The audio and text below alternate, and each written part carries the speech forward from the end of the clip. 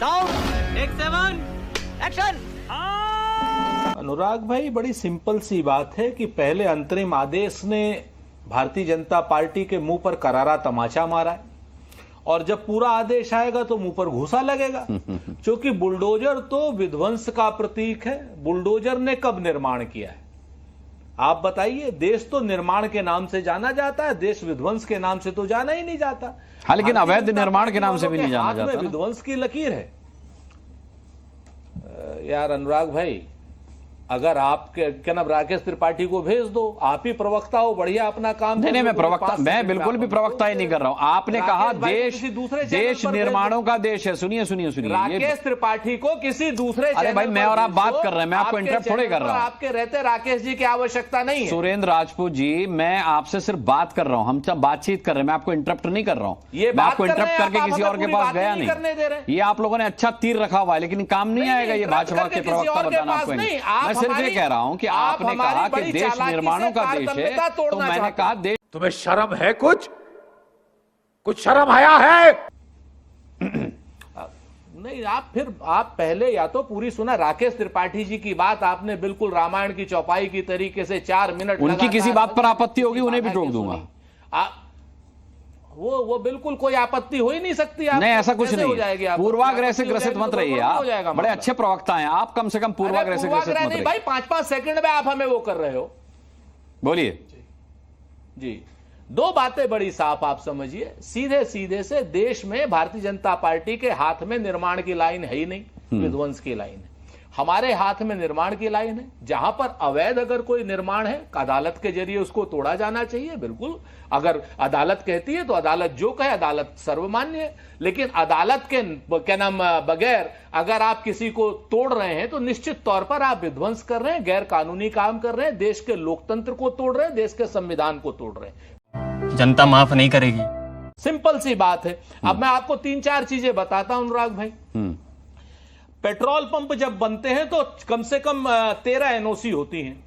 बरेली में एक सपा के विधायक का पेट्रोल पंप बुलडोजर से गिराया गया। 13 एनओसी उसके पास थी। बरेली डेवलपमेंट अथॉरिटी ने उसको बनवाया था, उसके बाद उसको अवैध निर्माण के नाम पर गिरा दिया। और मैं जिम्मेवारी से कहता हूं, सरकार बदलने दीजिए, वो अधिकारी जेल जाएंगे। कानपुर में इसी तरीके का वाकया दूसरे पेट्रोल पंप के साथ हुआ। मध्य प्रदेश में कम से कम 2 वाकये ऐसे हुए जिसमें वो कौन सा प्रधानमंत्री आवास योजना के जो है मकान, इसमें अवैध निर्माण के नाम पर गिराए गए। तो पूरे देश में काहे झूठ आप लोग फैलाते हो मिलकर के भारतीय जनता पार्टी के साथ कि साहब अवैध निर्माण। अरे अवैध निर्माण का एक प्रॉपर प्रोसीजर है, उस प्रोसीजर के पास साथ आप तोड़िए। कौन रोक रहा है? कोर्ट से आदेश लाइए, उसको बिल्कुल ध्वस्त कीजिए। यही नहीं, अभी और सुनिए। लेकिन कोर्ट के आदेश के बिना खाली नोटिस आपने बैक डेट में अपने यहां पर रख लिया और उसके बाद तोड़ दिया। सच बात यह है कि मैं तो अब कहता हूं कि आज के आदेश के बाद आप भी सुरक्षित हो गए हैं, राकेश जी भी सुरक्षित हो गए हैं, जैन साहब भी सुरक्षित हो गए। मेरा तो कोई अवैध निर्माण ही नहीं है सर। अदरवाइज मैं तो सुरक्षित सरकार था और जरा सी सुरक्षित किसी से भी रहूंगा। गुस्से में आए, सरकार जरा सी किसी से भी गुस्से में आए, 2 नोटिस अपने यहां रखेगी और उसके घर तोड़ देगी। पूरी जिंदगी का बना बनाया आशियाना तोड़ देगी। अगर कोई अतिक्रमण संवैधानिक प्रक्रिया से नहीं तोड़ा गया है तो जिसने वो अतिक्रमण किया था या अतिक्रमण नहीं था, वो अदालत भी जा सकता है ना राजपूत जी। उसके लिए अदालत के दरवाजे भी खुले हुए हैं। आपने हमें भी पार्टी बना दिया, राकेश त्रिपाठी जी के साथ हमें भी पार्टी बना दिया। आप तो हो ही पार्टी ना, हम पार्टी नहीं है। खुलेआम कहता हूं, राम कृपाल जी भी आप पार्टी दिन भर में बहुत सारे। भाई सुरेंद्र राजपूत जी, आपको आपत्ति क्या है इस कार्रवाई पर जो पूरी तरह से संवैधानिक प्रक्रिया को फॉलो करते हुए की जा रही है? आपको इसमें दिक्कत क्या है कि अगर अवैध निर्माणों को गिराया जा रहा है तो?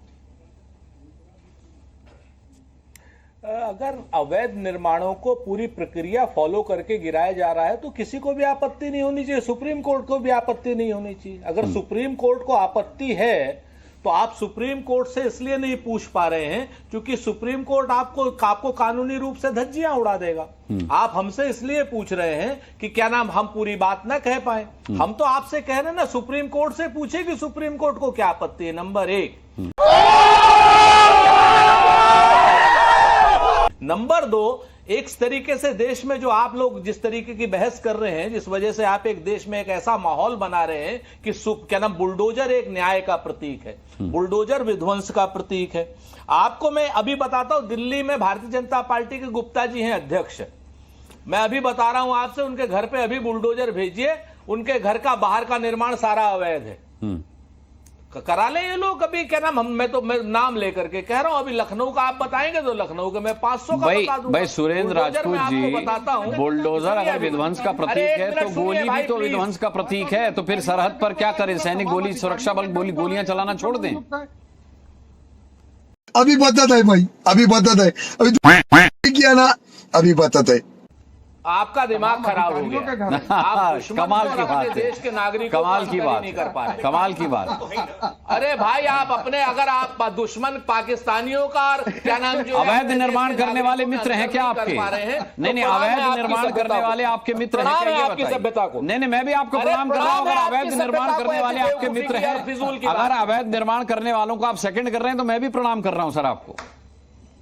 देखिए सर, तो ऐसा है, जो अवैध निर्माण करने वाले लोग हैं उनको एक प्रॉपर फोरम से, प्रॉपर तरीके से गिराया जाता है, प्रॉपर तरीका है। अरे अदालत के दरवाजे भी तो खुले उनके लिए। अभी राम कृपाल जी ने भी कहा कि एक भी मामला अदालत नहीं पहुंचा। सुरेंद्र राजपूत जी, एक भी मामला अदालत नहीं पहुंचा। कहता हूं कि आपके रहते हुए भारतीय जनता पार्टी के आपके कहते रहने से कुछ नहीं होता। आप अगर यही राग लाते रहेंगे तो आपका एंटरटेनमेट हो जाएगा, जनता का नहीं होगा। उसको सार चाहिए, और सार ये है कि एक भी मामला अदालत नहीं पहुंचा। अगर अवैध निर्माण, अगर वैध निर्माण, अरे सुरेंद्र, तुम चुल्लू भर पानी में जाके डूब के मर जाओ। मैं वो भी बताता हूं, वो भी सुन लीजिए। एक कॉलोनी में 500 अवैध निर्माण है, ठीक। मैं आपको इलाहाबाद का बता रहा हूं, अभी आप मेरे साथ चलिए, अपने कैमरे की टीम को भेज दीजिए। 2 मकान गिराए गए, 498 अवैध निर्माण नहीं गिराए गए। यहां पर आती है डिस्पैरिटी, आप बात समझिए। भाई आप और राकेश त्रिपाठी साथ बैठे हैं, इन्हें हाथ पकड़ के ले जाइए इलाहाबाद, छोड़ देना। नहीं, इनको नहीं ले जाएंगे, ये तो वकील आदमी, भाजपा वाले, कोर्ट चले जाएंगे। भाई मैं आपके बीच में नहीं बोला ना। और दूसरी बात, कोर्ट जाने की बात आप अभी लगातार लोग कह रहे हैं, कोर्ट गए हुए हैं, ठीक है ना। डिलेइंग टैक्टिस हो रही है लोअर कोर्ट में। लोअर कोर्ट में तो राहुल गांधी जी को भी 2 साल की सजा दे दी थी मानहानि के केस में, सुप्रीम कोर्ट नहीं। आज की डेट में लोअर जुडिशरी में जिस तरीके से धमकाया और डराया सत्ता पक्ष के द्वारा जा रहा है, वो अपने आप में भी अतुलनीय है। इतना छोटा पहले कभी नहीं हुआ होगा। मैं आपको बहुत बता दूं, साफ एकदम।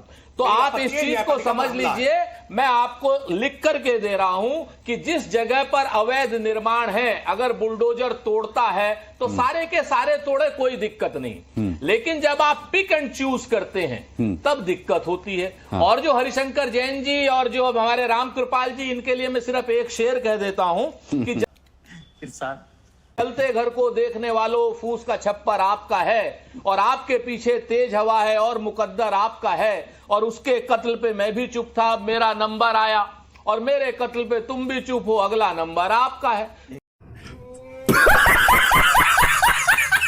तो आप इस चीज को जान लीजिए। राकेश त्रिपाठी बराबर में बैठे हैं, उनकी तरफ उनको मुखातिब होकर सुनाइए, उनको मुखातिब होकर सुनाइए, तो बुलडोजर आपके भी घर पहुंचेगा।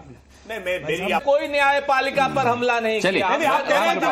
दबाव में ये बिल्कुल झूठ है। बिल्कुल है। न्यायपालिका की सुप्रीम कोर्ट ने कहा है, चोट करने का काम कर रहे हैं आप। देश के लोगों का भरोसा न्यायपालिका में करने का प्रयास कर रहे हैं। राकेश भाई सुन लीजिए, सुप्रीम कोर्ट ने बाकायदा टिप्पणी सूरत के अदालत पर की है और गुजरात के हाई कोर्ट पर की है कि गुजरात के हाई कोर्ट से और सूरत की अदालतों से आश्चर्यजनक रिजल्ट आ रहे हैं। क्या राहुल गांधी को 1 साल 11 महीने की सजा नहीं दी जा सकती थी? ये बाकायदा, ठीक है, वो मुद्दा अलग है, वो मुद्दा अलग है।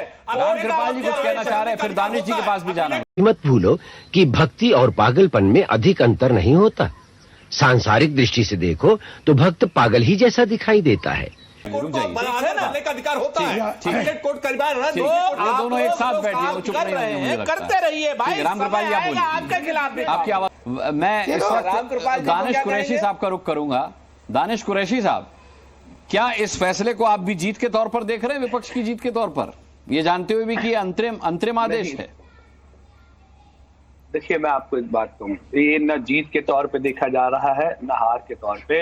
ये जो भारतीय जनता पार्टी की और उसकी नीति है, जो कार्यशैली जो है, ये गैर संवैधानिक है। आज इस पे रोक लगा दी गई 1 अक्टूबर तक के लिए। इस बात को सुनिश्चित करता है कि भारतीय जनता पार्टी के शासनकाल में जहां जहां उनकी सत्ता जिन राज्यों में है, उन राज्यों में सरकार को एक बात समझिए, कभी भी अदालत जो है ना, सरकार की कार्य पद्धति में हस्तक्षेप नहीं करती है। जब सरकार जब अदालत हस्तक्षेप करती है, इसका मतलब निकल के ये आता है बिल्कुल साफ तौर पे कि कहीं न कहीं उनके काम करने की पद्धति जो है वो संविधान कर रही है, संविधान को कहीं ना कहीं ठेस पहुंचा रही है।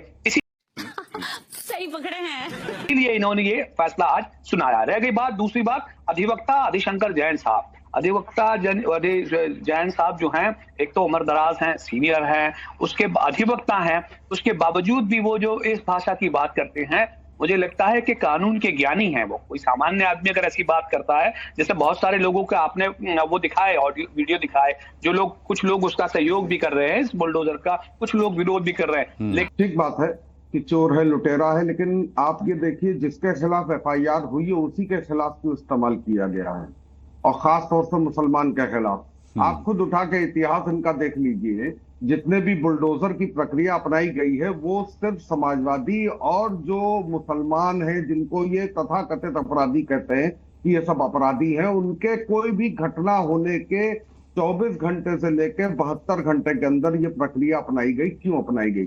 सुप्रीम कोर्ट ने यही कहा है कि आप नाली खड़ंजे और जो भी अतिक्रमण है उसको आप करिए, लेकिन एक प्रोसेस को अपनाते हुए, प्रोसेस अपनाने का तरीका है कि 30 दिन का आपको नोटिस देना होगा। वो आदमी अपनी अपील करेगा, अपील करके वो कहीं भी किसी भी, पहले तो कमिश्नर को अपील होती है, उसके बाद फिर हाईकोर्ट जाती है अपील, तो वो अपील का उसको वो है। और सुप्रीम कोर्ट ने साथ में ये भी कहा है कि आरोपी का दोष बनता है या नहीं, ये तय करना हमारा काम है, सरकार का काम नहीं है। ये बड़ी अच्छी बात कही आप। उसको क्या सजा देनी है वो तय करना हमारा काम है, सरकार का नहीं है। अभी मैं उनको, जैन साहब को सुन रहा था, बहुत सीनियर वकील है, मैं देखता रहता हूं इनको। ये मैं भी एक वकील की पढ़ाई किए हुआ हूं, मुझे भी मालूम है हमारे कानून में सारे प्रावधान हैं। अगर किसी अपराधी ने अपराध करके अगर संपत्ति अर्जित की है तो उस संपत्ति को जब्त करने का अधिकार है, बिल्कुल अधिकार है, और उसके परिवार को संपत्ति से निकालने का भी अधिकार है, बिल्कुल है। तो जब ऑलरेडी कानून मौजूद है तो ये ऐसी बातें करना जो थोड़ा बुजुर्ग है, हम क्या कहें। इमोशनल डैमेज, आप भी समझ रहे हैं, बुजुर्ग ऐसे हर पार्टी में होते हैं। अब दूसरी बात राकेश जी ने कही, राकेश जी को बड़ी समाजवादी की, मुझे लगता है नहीं, राकेश जी को बड़ी समाजवादी की याद आती है, याद आएगी भी। समाजवादी अपने कार्यकर्ता, अपने नेताओं की बड़ी इज्जत करती है, उनको पुलिस से बेइज्जत नहीं कराती है कि परिवार के साथ गाड़ी में बैठे हो तो उनको बेइज्जत करा दे, बताने के बावजूद कि वो कौन है। और कुछ लोगों को तो लोग, पूरी दुनिया जानती है। खत्म,